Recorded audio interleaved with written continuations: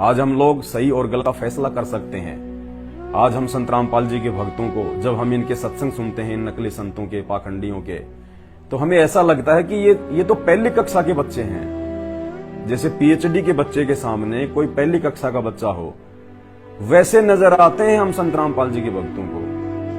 ये जितने भी बड़े बड़े संत हैं, शंकराचार्य हैं, संत महंत हैं, 1008 की उपाधि लेके बैठे हैं, बड़े बड़े आश्रम लाल वस्त्र धारण करके बैठे हैं, ये तो संत रामपाल जी के भक्तों के नाखून के बराबर भी नहीं है। आध्यात्मिक ज्ञान में माया बहुत होगी इनके पास में, पैसा बहुत है इनके पास में, प्रॉपर्टी बहुत है इनके पास में, बिजनेस में इनकी हिस्सेदारी बहुत सारे लोगों के साथ में है, हुआ भाई झूठ पाखंड करने में ये सबसे आगे हैं। लेकिन रियल आध्यात्मिक ज्ञान में जो इन शास्त्रों में लिखा हुआ है, जिस ज्ञान से हमारा मानव जीवन जो है वो संवरेगा, उस ज्ञान के आगे ये संत रामपाल जी के भक्तों के भी पैर के नाखून के बराबर नहीं है। संत रामपाल जी की बराबरी करना तो हिमालय की चोटी पे जाके जो है वो बैठना है। ये बातें आपको उस समय समझ में आएंगी सही तरीके से, जब आप संत रामपाल जी के सत्संगों को गहनता से, निष्पक्ष होकर और धैर्य के साथ में सुनना शुरू जो है वो करेंगे। तो अब आपके सामने आज का वीडियो हम शुरू करते हैं। और आज का वीडियो हमारा है, एक संत हैं जिनको दिखाई नहीं देता है, राम भद्राचार्य जी। खूब नाम सुना होगा आपने उनका। फोटो दिखा देता हूं, ये है उनकी फोटो। ये चित्रकूट में रहते हैं, राम कथा करते हैं। कहते हैं 1-2 साल के बाद इनकी आंखें चली गई थी, अंधे हो गए थे। और भी बहुत सारी बातें इनके बारे में लोगों ने की हुई है, आपको यूट्यूब पे सुनने को मिल जाएंगी। झूठी महिमा बहुत कर रखी है इनकी, तो मुझे ज्यादा इनके विषय में बताने की आवश्यकता नहीं है। हम अपने मतलब की बात करेंगे। तो आज का वीडियो हमारा श्री राम भद्राचार्य जी को समर्पित है, और मैं निवेदन करूंगा इन तक ये वीडियो आप जरूर पहुंचाएं। इतना तो आप इस वीडियो को जरूर शेयर करें कि राम भद्राचार्य तक उनके किसी भी शिष्य के द्वारा ये वीडियो एक बार पहुंच जाए। इस वीडियो को वो देखें, जो बात इन्होंने अपने वीडियो में कही है उसका जवाब आपको रामायण के द्वारा दिया जाएगा। तो आज का वीडियो हम शुरू करें, उससे पहले हम उस पूर्ण तत्वदर्शी संत की, पूर्ण परमात्मा की, उस अल्लाह अकबर की, जो आज धरती पे आए हुए हैं मानव शरीर में, संत रूप में, हम सबको जगाने के लिए, हम सबको अपने वास्तविक घर सतलोक की जानकारी देने के लिए, और सदा सदा के लिए हमें जन्म और मरण के इस महा दुख से, झंझट से बाहर निकालने के लिए अपनी आध्यात्मिक शक्ति, मंत्र, आशीर्वाद के द्वारा। तो आज हम सबसे पहले उस परम संत का धन्यवाद करेंगे, उनकी वंदना करेंगे, उनका जयकारा करेंगे, क्योंकि इस परम संत की 1 मिनट की वंदना, इनका 1 मिनट का जयकारा भी लाखों साल आप ब्रह्मा विष्णु महेश की भक्ति कर लीजिए, वो भी उतना लाभ नहीं दे पाएगी जितना आपको 1 मिनट की भक्ति, 1 मिनट की महिमा उस परम संत की करने से मिलेगा। कहते हैं हरि सेवा युग 4 है, हरि यानी भगवान, हरि सेवा युग 4 है, और गुरु सेवा पल 1। यानी भगवान की तो आप, जिनको आप जी अपना भगवान मानते हैं, उनकी सेवा तो कहते हैं आप 4 युग तक कर लीजिए। 4 युग का समय होता है 43,20,000 वर्ष। सतयुग, त्रेता, द्वापर और ये कलयुग, ये 4 युग हैं। इन चारों युगों का टोटल समय होता है 43,20,000 वर्ष। कहते हैं इन भगवानों की, ब्रह्मा विष्णु महेश की, तो आप चाहे 4 युग तक सेवा कर लो, इनकी भक्ति कर लो। और गुरु सेवा पल 1। और जो सच्चा गुरु होगा, और सच्चा गुरु एक समय में पूरी पृथ्वी पे एक ही होता है, हजारों नहीं होते, 2 नहीं होते। वो सच्चा गुरु आज संत रामपाल जी हैं, जो आप देख रहे हैं पीछे। तो कहते हैं हरि सेवा युग 4 है, और गुरु सेवा पल 1। एक पल क्या होता है? एक बार यूं आंख का झपझपाना 1 पल होता है, बस इतना सा समय। 1 सेकंड का भी आधा समय, उसको कहते हैं पल। जैसे हम अपनी ये पलकें, जैसे ये झपा यूं किया तो हो गया 1 पल। कहते हैं अगर आपने उस पूर्ण संत की, जो तत्वदर्शी होता है, जो स्वयं परमात्मा है, जो मनुष्य बताता है, कहते हैं यदि आपने उसकी 1 पल भी सेवा की, तो कहते हैं वो भगवानों की 4 युग की सेवा से कहीं ज्यादा फल आपको मिलेगा। हरि सेवा युग 4 है, गुरु सेवा पल 1। तासु पटंतर ना तुले, संतन किया विवेक। तो भी उन भगवानों की सेवा के जो है वो बराबर। तो हम उस ऐसे महापुरुष की वंदना करें, फिर आगे का वीडियो शुरू करें। परमपिता परमात्मा, सारी सृष्टि के रचनहार, कुल मालिक, असंख्य ब्रह्मांडों के स्वामी, जगत गुरु, तीनों लोकों में प्रवेश करके सबका पालन पोषण करने वाले राजाधिराज, आत्माधार, नाथों के नाथ, देवों के देव महादेव, सर्वेश्वर महेश्वर, मृत्युंजय, अजरो अमर, आदि अनादि सनातनी प्रभु, जगत पिता जगदीश्वर, 1008 की उपाधि के वास्तविक अधिकारी, अकाल मूर्त, सब स्वरूपी राम, वासुदेव, सर्वगत ब्रह्म, परम पूज्य, प्रथम पूज्य, परम पुरुष, परम धनी, परम दयालु, परम पुरुष, अविगत कबीर, हक्का कबीर, सत्य कबीर, अल्लाहु अकबर, जगत का तारणहार, जगत का मुक्तिदाता अल्लाह ताला, संत शिरोमणि सतगुरु रामपाल जी भगवान के चरण कमल में आप और हम सभी लाइव देख रहे भाई बहनों की तरफ से अनंत कोटि दंडवत प्रणाम। तो ये राम भद्राचार्य जी हैं और अब आपको इनका एक छोटा सा वीडियो दिखाऊंगा। उस वीडियो में ये क्या कह रहे हैं श्री राम और श्री बाली के विषय में, क्योंकि अज्ञानता के चलते लोग इन्हें श्री रामचंद्र जी का सबसे बड़ा भगत मानते हैं, इनको प्रशंसक मानते हैं और कहते हैं कि ये बचपन से ही 1-2 साल के बाद इनकी आंखें चली गई थी। उसके बावजूद भी इन्होंने 1.5 लाख शास्त्रों के जो पेज हैं वो इनको बिल्कुल मुंह जुबानी याद हैं, लाखों इनको श्लोक याद हैं। कोई भी सवाल कहीं से भी इनसे कर लो ये जवाब दे देंगे। और 1000 करोड़ रुपए में इन्होंने दिव्यांगनों के लिए एक यूनिवर्सिटी खोल रखी है और भी बहुत सारी जो इन्होंने किए हैं काम, उनके बारे में लोग अक्सर बोलते रहते हैं। लेकिन ये सभी चीजें हमारे काम की नहीं है, किसी के काम की नहीं है, किसी के मतलब की नहीं है। ठीक है, इन्होंने हॉस्पिटल बनवा दिए होंगे, इन्होंने यूनिवर्सिटी बना दी होगी, लेकिन उनकी सार्थकता, उनका यूज, उनका लाभ केवल इसी जन्म तक है, इसी जन्म तक। उसके बाद अगले जन्म में वो यदि सुअर बन गए, गधे बन गए, कुत्ते बन गए, फिर कहां उनको यूनिवर्सिटी में लोग दाखिला देंगे, कहां उन हॉस्टल में लोग उनको खाना खिलाएंगे। संत का सबसे बड़ा जो परोपकार का काम होता है वो ये नहीं होता कि वो हॉस्पिटल खुलवा दे, वो यूनिवर्सिटी खुलवा दे, वो डॉक्टर लगवा दे। ये संतों के काम नहीं है, ये तो प्रशासन के काम है, ये प्रशासन की जिम्मेदारी है। ये हॉस्पिटल खुलवाना, मेडिकल खुलवाना, स्कूल खुलवाना, ये कॉलेज खुलवाना, ये संतों के काम नहीं है, ये प्रशासन के काम है। जिस प्रशासन को आप अपना वोट देके आप जिनको मंत्री बनाते हो, मुख्यमंत्री बनाते हो, जो प्रशासन आप अगर एक नमक की थैली भी खरीदते हो तो उसके ऊपर वो टैक्स लेता है, टैक्स, ये काम उस प्रशासन के हैं, ये संतों के काम नहीं है। तो आज तो इन्होंने हॉस्पिटल खुलवा दिए, लेकिन आध्यात्मिक ज्ञान के बिना, संपूर्ण भक्ति और भगवान की जानकारी के बिना उस आत्मा का मोक्ष तो हो नहीं पाएगा। अगले जन्म में कुत्ता बनेगा, वो गधा बनेगा, सुअर बनेगा, फिर ये क्या करेंगे उनके लिए? सुअर को पालेंगे ये, हैं? ये सुअर को रसगुल्ले खिलाएंगे फिर? तो ये काम संतों के नहीं होते।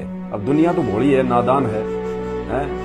किसी ने कोई छोटा सा भी कोई कुछ बनवा दिया तो उसकी जयकारे करने शुरू कर देते हैं, क्योंकि वो अध्यात्म से अभी बहुत दूर है, कोसों दूर है। अध्यात्म का वास्तविक ज्ञान केवल संत रामपाल जी की शरण में आके हो सकता है, उसके बिना नहीं हो सकता। तो आपको इनका एक वीडियो सुनाते हैं, उस वीडियो में ये क्या कह रहे हैं, ध्यान से सुनिएगा। राम जी ने बाली को छिप के मारा। मैंने कहा प्रमाण तो बताओगे, कहाँ राम जी ने बाली को छिप के मारा, बताओ ना, कहाँ लिखा है? हनुमान जी से राम जी मिले, हनुमान जी ने राम जी की सुग्रीव से मित्रता कराई और बाली सुग्रीव युद्ध प्रारंभ हुआ। पूरी नाना भी बड़ी लड़ाई, बिटप ओट देखे रघुराई। ओट का छिपना नहीं होता, ओट का टीका देना। पेड़ का टीका देकर भगवान राम खड़े हैं। आप कहेंगे कि बाली को वरदान था, शत्रु का आधा बल उसको मिल जाएगा। मैंने कहा 18 पुराण तो मैंने पढ़े हैं, कहाँ लिखा है? कोई बता दे, कोई बता दे पुराणों में कि यहां लिखा है। केवल झूठा बोला जा रहा है। बाली को कोई वरदान नहीं था और न ही रामचंद्र जी ने बाली को छिप के मारा था। सुन लिया आपने इनकी उआबाई? उआबाई कहते हैं झूठ को। सुन लिया कि बाली को कोई वरदान नहीं मिला हुआ था, कि कोई उसके सामने आके जो है युद्ध करे और सामने वाले की आदि शक्ति उस बाली के अंदर आ जाए। कहीं नहीं लिखा हुआ है, मैंने 18 पुराण पढ़े हैं, 18 पुराणों में तो कहीं नहीं लिखा हुआ है कि भाई श्री रामचंद्र जी ने बाली को पेड़ की ओट लेके छुप के मारा। ये इनका ज्ञान है, बस यही सीखा इन्होंने 70 साल की उम्र में। पुण्यात्माओं, इसीलिए कहते हैं माया का रस पियकर फूट गए पटचार। माया केवल पैसा ही नहीं होती है, अहंकार भी माया होता है, मान बढ़ाई भी माया होता है, दिखावा भी माया होता है। तो रामभद्राचार्य जी के बचपन से दोनों आंखें नहीं थी, साल 2 साल के बाद ये अंधे हो गए। ये तो चलो इनकी मजबूरी थी, इनका कोई पिछले जन्म का कोई ये कुकर्म था, क्योंकि है तो ये भी इंसान, भगवान तो है नहीं। और हर प्राणी को जैसे उसने अपने पिछले जन्मों में कर्म और कुकर्म किए होते हैं, उसी आधार से उसको मानव जन्म मिलता है। जैसे कोई भैंस होती है, आपने देखी होंगी बहुत सारी भैंस होती है, उनकी पूंछ जो है वो कटी हुई होती है, और पूंछ भैंस के एक विशेष जो है वो काम आती है, उसकी मक्खियां उड़ाने के काम आती है। और जिस भैंस की पूंछ नहीं होती है, बहुत सारी भैंस ऐसी होती हैं जिनकी बचपन में ही जो है वो कट जाती है पूंछ, कोई दूसरा पशु उनके ऊपर अपना पैर रख देता है या और भी कोई रीजन होता है, वो छोटी सी रह जाती है, और जब भी उसको कोई मक्खी मच्छर खाता है वो उसको यूं हिलाती है, उससे कोई फायदा नहीं। तो अंग भंग होना, चाहे वो पशु योनि हो चाहे वो मनुष्य योनि हो, अंग भंग होना भी उसके पिछले जन्मों के कुकर्मों की जो पहचान होती है। तो कबीर साहिब ने क्या बताया, परमात्मा ने क्या बताया अपनी वाणी में, क्योंकि जो परमेश्वर होते हैं उनको सबके हिसाब किताब का पता होता है। तो परमेश्वर कहते हैं पर द्वारा स्त्री का खोले, यानी जो व्यक्ति मानव शरीर में, जब उसको मानव जन्म होता है प्राप्त, उस समय जो व्यक्ति पर स्त्री यानी दूसरे की बहन बेटी या औरत के साथ में जो व्यक्ति गलत कर्म करता है, या जो व्यक्ति शादीशुदा है उसके बावजूद भी दूसरी औरत के साथ में संपर्क करता है, संबंध बनाता है, संभोग करता है, तो कहते हैं पर द्वारा स्त्री का खोले, वो 70 जन्म अंधा हो डोले।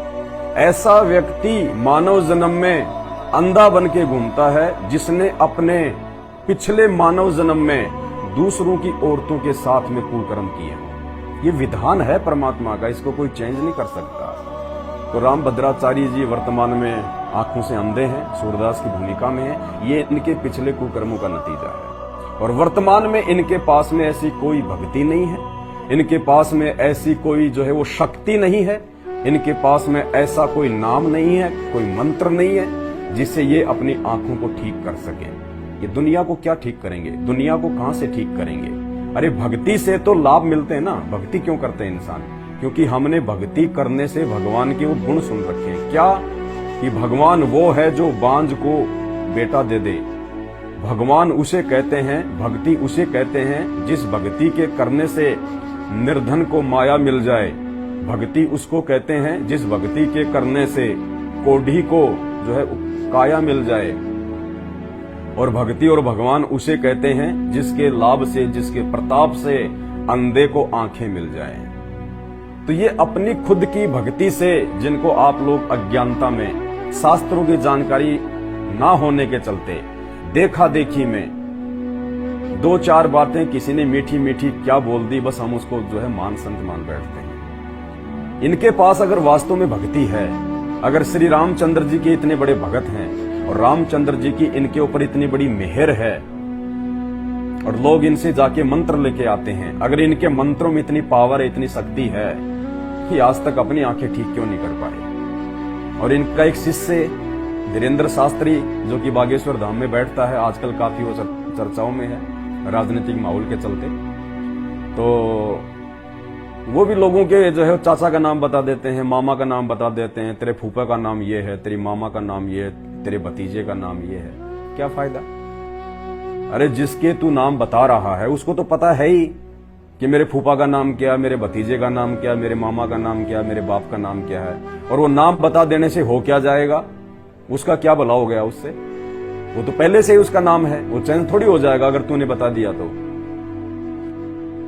वो इतने लोग कहते हैं वो चमत्कार करते हैं, चमत्कार करते हैं, तो जरा थोड़ा सा चमत्कार अपने गुरुजी के लिए भी कर दें। जिस गुरु ने उसको इस लायक बनाया, अपने गुरु पे भी थोड़ा सा मेहरबानी कर दें, अपने गुरु पे भी थोड़ा सा चमत्कार कर दें, गुरु जी को भी जो है आंखियां दान कर दें, लेकिन नहीं कर सकते। ये जितने भी संत और महात्मा हैं, जितने भी गुरु और चेले हैं, ये अपना पिछला जन्म भोग रहे हैं। जब कभी इनको पहले मानव जन्म प्राप्त था, इन्होंने जो भक्ति की, आज ये उस भक्ति की मड़ाई खा रहे हैं, उस भक्ति की मड़ाई। और जिस दिन इनकी बैटरी डिस्चार्ज हो जाएगी, वो पिछले जन्म की भक्ति की, पुण्य की, फिर देखना इनकी दुर्गतियां क्या होंगी। इनकी आने वाले 5 साल के अंदर अंदर 2028 तक, ये नोट कर लेना, आपको ये जितने भी संत महंत हिंदुस्तान में देश विदेश में हैं, आपको इनको भागते हुए दिखा देंगे। इनको भागते हुए दिखा देंगे। ये टिक नहीं पाएंगे।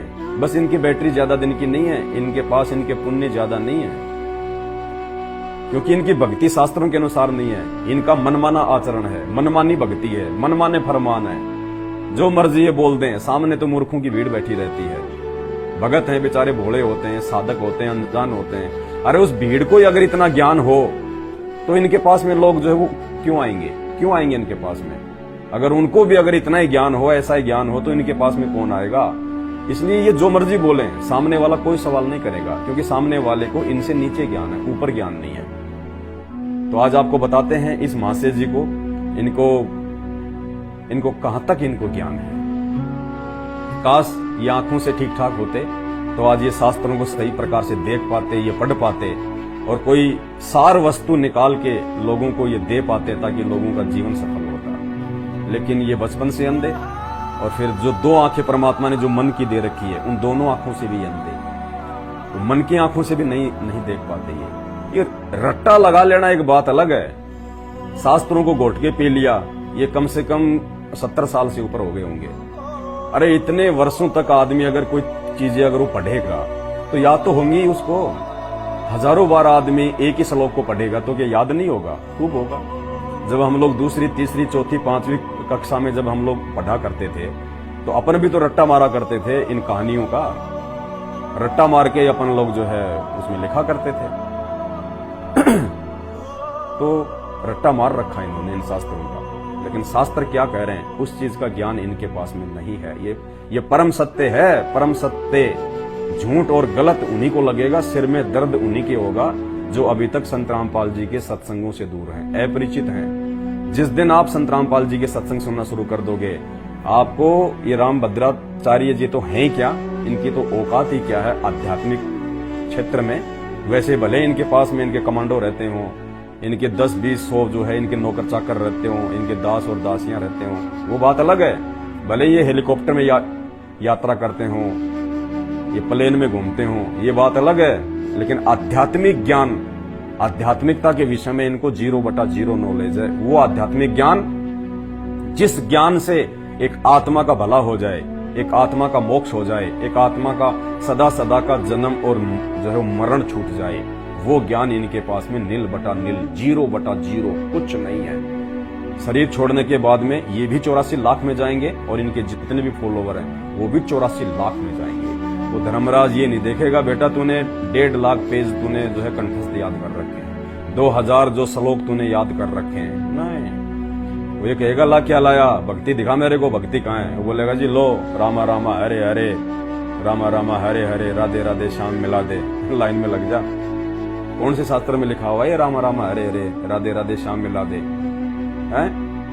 तूने 18 पुराण पढ़े, तूने रामायण पढ़ी, तूने महाभारत पढ़ी, तूने उपनिषद पढ़े, तूने वेद पढ़े, तूने गीता पढ़ी, बड़ा मीठी मीठी भाषा में तू पंडाल में लोगों को जो है तू मतलब बहकाया करता था, हैं? अपने आप को बहुत बड़ा जो है ज्ञानी समझा करता था।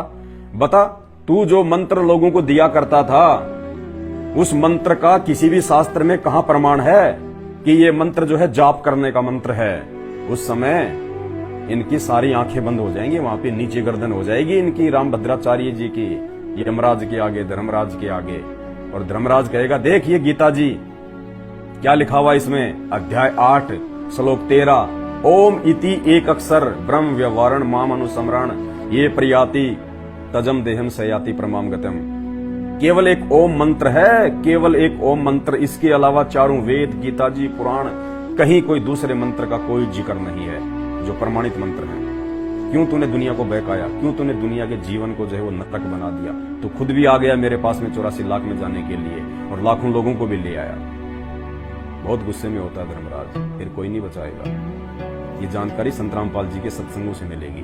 तो भाई साहब क्या कह रहे हैं श्री राम और बाली के विषय में कि 18 पुराण तो मैंने पढ़े हैं, लेकिन कहीं भी मैंने ये नहीं पढ़ा कि श्री राम ने बाली को पेड़ की ओट लेके मारा है और बाली को ऐसा कोई वरदान था कि बाली के सामने कोई युद्ध करेगा तो आदि शक्ति बाली के अंदर आ जाएगी। ये है इनका ये परम ज्ञान है। अभी आपको रामायण से दिखाएंगे कहाँ लिखा हुआ है, एक बार और इनको सुन लीजिए। राम जी ने बाली को छिप के मारा। मैंने कहा प्रमाण तो बताओगे? बताएंगे। कहाँ राम जी ने बाली को छिप के मारा, बताओ ना, कहाँ लिखा है? रामायण में लिखा है, बताएंगे। हनुमान जी से राम जी मिले, हनुमान जी ने राम जी की सुग्रीव से मित्रता कराई और बाली सुग्रीव युद्ध प्रारंभ हुआ। थोड़ी नाना भी बड़ी लड़ाई, बेटा ओट देखे न बुराई। ओट का छिपना नहीं होता, ओट का तक टीका देना। पेड़ का ओट टीका देकर भगवान राम खड़े। आप कहेंगे कि बाली को वरदान था कि शत्रु का आधा बल उसको मिल जाएगा। मैंने कहा 18 पुराण तो मैंने पढ़े हैं, कहाँ लिखा है कोई बता दे? बताएंगे महाराज, कोई बता दे पुराणों में कि यहाँ लिखा है? डटो, बताएंगे। केवल झूठा बोला जा रहा है। झूठ आप बोल रहे हो। को कोई वरदान नहीं था और न ही रामचंद्र जी ने बाली को छिप के मारा था। अब बताते हैं आपको। सुन लिया आपने इनकी राम कहानी, इनका ये परम ज्ञान है। इनको कहां तक ज्ञान है अब आपको मालूम पड़ेगा। अरे किसी की मोटी सी शक्ल देख के, किसी के सर के बाल मुंडे हुए देख के, गले में रुद्राक्ष की माला देख के, ये लंबा लंबा ये तिलक देख के बहकाव में मत आया करो। परमात्मा कहते हैं कंठी माला सुमरणी ये पहने से क्या होए, ऊपर ढूंढा साधु का अंतर राख्या खोए। अंदर तो तेरे कुछ है नहीं, ज्ञानवान तो कुछ है नहीं, ऊपर तूने महात्मा का तूने जो है मतलब भेष बना रखा है। तो भाई और बहनों पागल मत बनो। 300 रुपए के लाल कपड़े पहन लेने से कोई महात्मा नहीं बन जाता। ये 5 रुपए का चंदन घिस के ये यहाँ लगा लेने से कोई जो है वो ज्ञानी नहीं बन जाता। ये मीठी मीठी बातें इनसे ज्यादा तो राजनेता करते हैं, तो क्या वो भगवान है? आप उनको पूछते हो क्या? थोड़ा सा दिमाग खोलो अपना। भगवान ने आप लोगों को शिक्षित किया है, शिक्षा दी है। आप लोग 21वीं सदी में जी रहे हैं। ये आदम का समय नहीं है कि कोई भी आया 300 रुपए का लाल लंगोटा पहन के आपको मूर्ख बना के निकल गया। थोड़ी सी अपनी बुद्धि का इस्तेमाल करो। जो बुद्धि भगवान ने इनको दी है वो आपको भी दी है। किसी के पीछे जो है घुसो मत ऐसे। अब सुनो, अब बताते हैं इनके सवाल का जवाब। परमपिता परमेश्वर सतगुरु रामपाल जी भगवान के आशीर्वाद से। हमें कुछ नहीं पता, हम तो अज्ञानी मूर्ख, लेकिन संत रामपाल जी ने आके ज्ञानवान बना दिया, मूर्खता से बाहर निकाल दिया। ये शास्त्र उन्होंने पढ़ा दिए, जिन शास्त्रों के विषय में ये शंकराचार्य, ये रामभद्राचार्य जैसे पूरी इनकी जो है ये उम्र बीत गई, आज तक ये निष्कर्ष नहीं निकाल पाए कि इन शास्त्रों में क्या लिखा हुआ है। ये देख लीजिए पहले क्या है। ये श्रीमद् वाल्मीकि रामायण हिंदू धर्म की सर्वश्रेष्ठ, सभी को मान्य है। 2 ही रामायण है जो सबको मान्य है, रामचरितमानस और ये वाल्मीकि रचित रामायण। इनको कोई नहीं झुठला सकता। ये ओरिजिनल है। इसके ये कोड नंबर भी दिए हुए हैं। गीता प्रेस गोरखपुर से है। कोई भी नहीं जो है वो झुठला सकता इसको। ओरिजिनल देख लेना अपने घर पे लाके। अब इसका पेज नंबर है 530, 17वां सर्ग, बाली का श्री रामचंद्र जी को फटकारना। यानी जब श्री रामचंद्र जी ने सुग्रीव के भाई बाली जो कि इंद्र का बेटा था, बाली को जब उसने धोखे से मारा पेड़ की ओट लेके, उसके बाद में बाली ने जो सवाल किए श्री रामचंद्र जी से, इसको ध्यान से सुनना, आपकी आंखें खुल जाएंगी। राम राम सब जगत बखाने, आदि राम कोई बिरला जाने। इस राम की ऐसी जो है वो मिट्टी कूटी उस बाली ने। ये कहां तक ये मर्यादा पुरुषोत्तम है, कहां तक कि ये भगवान है, कहां तक कि ये राम है, या ये भी आप और हमारी तरह आम इंसान की तरह हैं? देखना इनको आप। क्या कहा रघुनंदन? पेज नंबर 530 है, मार्केट से लाके देख लेना। ये टोटल हिंदी में है, एक आती है संस्कृत में, साथ में उसका हिंदी आता है, उसके 2 खंड आते हैं, और ये टोटल उसका हिंदी जो है मतलब वर्जन है। रघुनंदन, आप राजा दशरथ के सुविख्यात पुत्र हैं, आपका दर्शन सबको प्रिय है। मैं आपसे युद्ध करने नहीं आया था कि हे रामचंद्र, मेरे और मेरे भाई के बीच में लड़ाई थी, ये युद्ध था। आपने बीच में आके मुझे क्यों मारा धोखे से? आपसे तो मेरी कोई लड़ाई नहीं थी। मैं तो दूसरे के साथ में युद्ध में उलझा हुआ था। उस दशा में आपने मेरा वध करके यहां कौन सा गुण प्राप्त किया? यानी मैं तो दूसरे के साथ में युद्ध कर रहा था, सुग्रीव के साथ में, और तूने बीच में धोखे से मुझे मार के कौन सा जो है मतलब यश प्राप्त कर लिया? बाली कह रहा है श्री राम को कि तूने कौन सी महात्मा जो है, तूने कौन सी महात्मागिरी दिखा दी, तूने कौन सी जो है मतलब महानता प्राप्त कर ली? अरे ये तो युद्ध का नियम ही नहीं है, तूने तो युद्ध का नियम तोड़ दिया। उस समय अगर 2 व्यक्ति आपस में वो लड़ रहे हैं तो तीसरा व्यक्ति बीच में आके नहीं लड़ता था। ये युद्ध का नियम था, एक व्यक्ति के साथ में एक ही लड़ता था। लेकिन श्री रामचंद्र, जिनको हम अज्ञानता के चलते, मूर्खता के चलते, धर्म शास्त्रों की जानकारी ना हो पाने के चलते, कोई सही गुरु ना मिल पाने के चलते, जिस रामचंद्र जी को हम मर्यादा पुरुषोत्तम कहते हैं, महात्मा कहते हैं, वो बाली कह रहा है कि तूने कौन सी महानता प्राप्त कर ली, तूने कौन सा ये गुण प्राप्त कर लिया? मैं तो दूसरे के साथ में जो है वो लड़ रहा था, तूने क्यों नियम तोड़ा? ये तू काहे का मर्यादा पुरुषोत्तम है? मैं तो दूसरे के साथ युद्ध में उलझा हुआ था। उस दशा में आपने मेरा वध करके यहाँ कौन सा गुण प्राप्त किया? किस महान यश का उपार्जन किया? कौन सी वाहवाही तूने प्राप्त कर ली? आपके उत्तम कुल को याद कर तारा के मना करने पर भी सुग्रीव के साथ में लड़ने आया। बाली क्या कह रहा है कि जब मैं सुग्रीव से लड़ाई करने के लिए आया था तो मेरे को मेरी पत्नी तारा ने कहा कि सुग्रीव के साथ में दशरथ का पुत्र राम भी है, ध्यान रखना, और वो राजा वाजा नहीं है, राजा तो उसका भाई है, और उसको चाहिए इस समय सेना, उसको इस समय चाहिए सेना किसकी?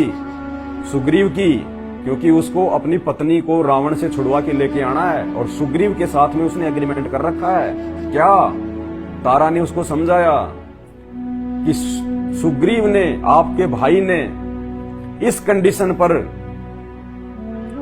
जो है राम का साथ देने की बात जो है वो कही है, उन्होंने एग्रीमेंट किया है कि राम, यदि तू मेरे भाई जो है बाली को मार के मुझे यदि तू किष्किंधा की राज्य गद्दी प्राप्त करवा देगा तो मैं तेरी पत्नी को जो है वो ढूंढने में, और ढूंढने के बाद में उस राजा से युद्ध के लिए मैं तेरा साथ दूंगा। ये उन दोनों की आपस में जो है वो संधि हो रखी है, और तू वहां ना जा, बीच में राम आएगा और तेरा वध करेंगे वो। तो बाली जो है वो क्या कह रहा है कि आपके उत्तम कुल को याद करके तारा के मना करने पर भी सुग्रीव के साथ में लड़ने को आया, कि मैंने मेरी पत्नी की बात भी नहीं मानी, ये सोच के कि वो तो रघुकुल से हैं, वो धोखा नहीं करेंगे, वो ऐसा नहीं करेंगे, ये सोच के मैंने अपनी जो है पत्नी की बात भी नहीं मानी और मैं लड़ने के लिए आ गया। जब तक मैंने आपको नहीं देखा था तब तक मेरे मन में यही विचार था कि दूसरे के साथ रोष पूर्वक जूझते हुए मुझको आप असावधान अवस्था में अपने बाण से बेधना उचित नहीं समझेंगे। हे राम, जब तक मैंने आपको जो है नहीं देखा था तब तक तो मैं ये सोच रहा था कि दूसरे के साथ में लड़ाई करते समय और मेरे को बिना सावधान किए आप मेरे ऊपर बाण नहीं चलाएंगे। मुझे इतना विश्वास नहीं था कि आप ऐसे जो मतलब धोखेबाज निकलेंगे। आप ऐसा भी कर सकते हैं, आप रघुकुल में जन्म लेके भी आप ये धोखाधड़ी जो है वो कर सकते हैं। मुझे ऐसी उम्मीद नहीं थी। कौन कह रहा है? वाली श्री राम को। परंतु आज मुझे मालूम हुआ कि आपकी बुद्धि मारी गई है, ये स्पष्ट लिखा हुआ है। परंतु आज मुझे मालूम हुआ कि आपकी बुद्धि मारी गई है कि हे राम, हे दशरथ पुत्र, आपकी बुद्धि मारी गई है, आप तो नासमझ हैं, आप तो मूर्ख हैं। आप धर्मध्वजी हैं, दिखावे के लिए धर्म का चोला पहने हुए हैं, केवल दुनिया को दिखाने के लिए कि मैं रघुकुल से हूं, मैं राजा दशरथ का पुत्र हूं, मैं धर्मात्मा हूं। दिखावे के लिए आपने केवल ये चोला पहन रखा है महात्मा का। असल में आप में कोई जो है महात्मापन नहीं है, वास्तव में अधर्मी हैं। हे राजा दशरथ पुत्र राम, आप अधर्मी हो, अधर्मी जिसने छुपके वार किया है। आपका आचार व्यवहार पाप पूर्ण है। आप घास फूस से ढके हुए कूप के समान धोखा देने वाले हैं। ये राम भक्तों को मालूम होनी चाहिए बातें जो बाली कह रहा है। बाली कह रहा है कि आप तो घास फूस से ढके हुए कुएं की तरह जो है वो धोखा देने वाले हैं। जैसे कोई खड्डा है, कोई कुआं है और उसके ऊपर घास फूस वगैरह बिछा दी जाए और कोई राहगीर या कोई पशु आता है, उसको नहीं पता चलता कि यहाँ पे जो है वो खड्डा है, और वो जो है जमीन समझ के वो उसके ऊपर से निकलता है और खड्डे में गिर जाता है। तो बाली कहते हैं आप तो घास फूस से ढके हुए उस खड्डे की तरह हैं, धोखेबाज है, धोखेबाज। क्योंकि उसने धोखा ही किया था अपने स्वार्थ के लिए। दो भाइयों की लड़ाई थी आपस में, दुनिया लड़ रही थी उस समय। सबके जा के झगड़े श्री रामचंद्र जी ने क्यों नहीं खत्म करवाए? कितने राक्षस थे उस समय हिंदुस्तान में, जंगलों में, जो तपस्वियों को जो है वो दुखी किया करते थे। आपस में ना जाने कितने राजा थे जो आपस में भाइयों का जो है वो झगड़ा था। सबके जा के तीर श्री रामचंद्र जी ने क्यों नहीं मारे? सुग्रीव के भाई बाली को ही क्यों मारा? अपने स्वार्थ के लिए, क्योंकि राम के पास में सेना नहीं थी रावण से युद्ध करने के लिए। और सुग्रीव ने कहा था कि तू अगर बाली को मार के मुझे किष्किंधा का राजा बना देगा तो मैं अपनी सेना तेरे को दे दूंगा, तेरा साथ दूंगा। अपने स्वार्थ के लिए श्री रामचंद्र जी ने, वो राम है, वो भगवान है, वो परमात्मा है, बताइए। अरे भगवान तो जो है वो परमार्थी होते हैं, वो स्वार्थी नहीं होते। भगवान तो पुरुषार्थी होते हैं। रावण सीता को लेके गया, सेना लेके आया था क्या? समुद्र के ऊपर वो पुल बांध के आया था क्या? नहीं ना। जब रावण अकेला श्रीलंका से आके समुद्र को पार करके और सीता को लेके जा सकता है तो रावण तो राम तो श्री रावण से भी जो है वो बड़ा था ना। रावण तो लंका का एक राजा था, वो तो एक इंसान था। राम तो विष्णु के अवतार थे, ये तो भगवान बताते हो आप। तो रावण से तो ज्यादा शक्ति होगी उनमें। तो जो रावण लंका से समुद्र पार करके अकेला सीता को लेके जा सकता है, तो क्या राम के अंदर इतना भी बल नहीं था, पराक्रम नहीं था कि वो भी अकेला समुद्र को पार करके और रावण की जो है वो कैद से, जैसे रावण ने धोखा किया, साधु का वेश बनाया, रामचंद्र जी भी ऐसे कोई राक्षस का जो है वो वेश बना लेते। जो राक्षस और राक्षसनियां सीता की सेवा में थी उनमें से वो किसी का भी रूप बना लेते और उसके लिए भोजन या पानी लेके जाते। तो लोग तो ये समझते ये तो इसकी सेविका है, उनको क्या पता कि ये राम है इसके वेश में। और वहां से उनको, जैसे रावण आ गया उड़ के, तुरंत वहां से सीता को बैठा के अपने कंधे पे और उड़ा के ले आते, बात खत्म। तो इससे ये भी साबित होता है कि श्री राम में तो रावण जितनी भी जो है वो पावर नहीं थी।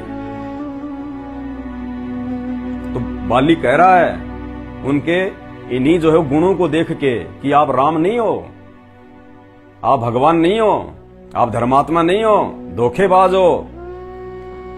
आप घास फूस से ढके हुए कुएं के समान धोखा देने वाले हो।